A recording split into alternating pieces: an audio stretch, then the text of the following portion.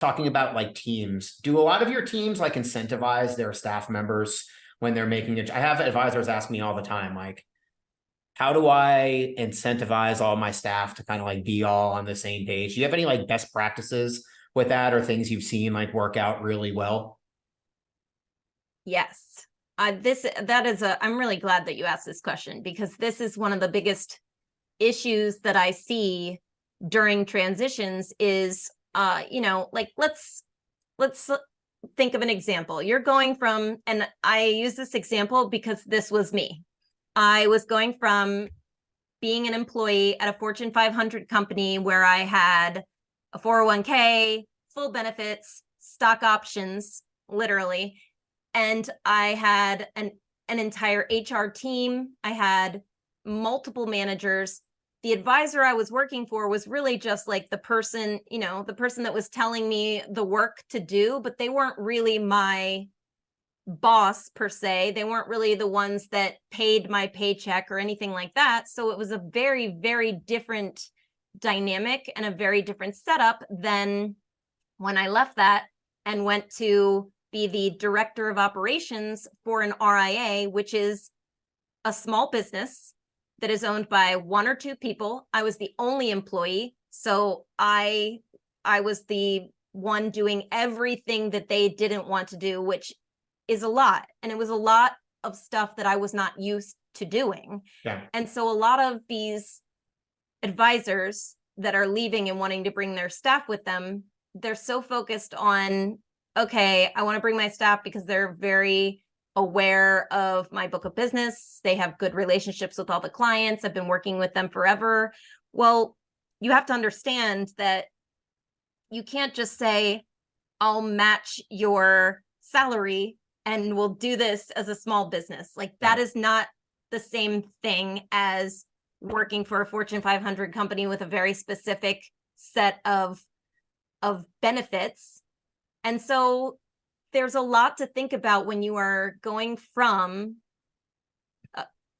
being an employee, a W-2 employee of a firm, to starting your own, or to even joining an existing firm. Like this isn't just for those that are starting RIAs, like it's for those that are joining independent firms. It's very different going from a large firm to a small firm, and it's very different for your staff. And a lot of times you're not even telling your staff until much, much later.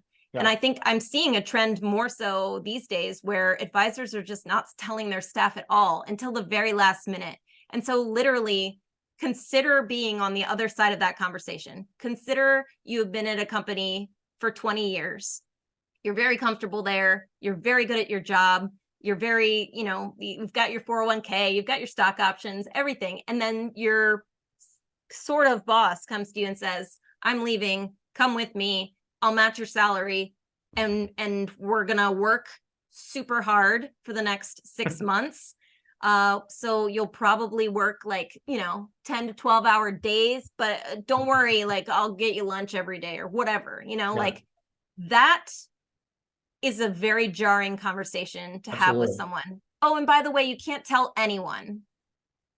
So incentives not only have to be used to entice someone to come with you, but to make up for all of the extra work that these people are going to be doing for you that they might not have had any say in, and they might not have even known about.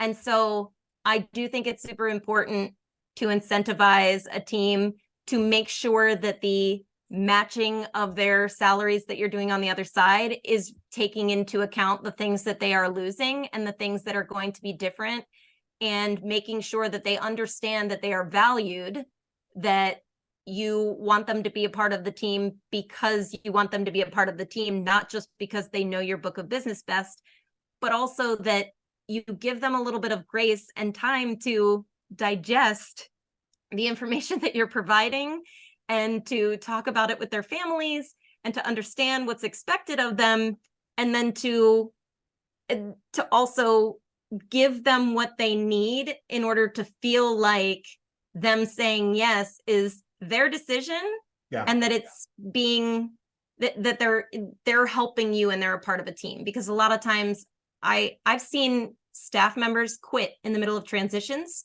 purely because they had no idea what was going to happen to them. And once it started happening and the expectations were so high and personalities were clashing and timelines were extended, people just said, this isn't worth it to me. I am, you're not giving me anything extra, and yet you're expecting so much more for me, and I'm not going to do it anymore. And so and the other side of that, oh, go ahead. Sorry.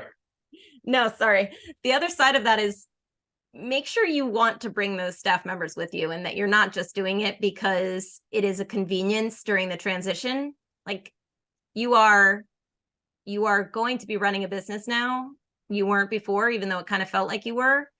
You want to make sure that team dynamics are going to stay the way that you want them to, that they're going to be a fit in this new role, and that they are, that they belong there and they want to be there. You want to make sure that they understand that if they have new roles and responsibilities, which was something that I did not understand when I went from being a service associate to the director of operations of a business. I didn't realize I was going to be the HR department, the billing department, the dish cleaner, the coffee maker.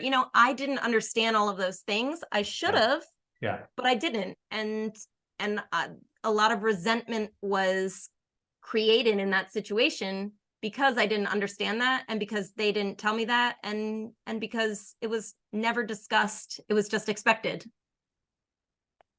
That's really good to know. And most financial advisors I speak with, they want to incentivize.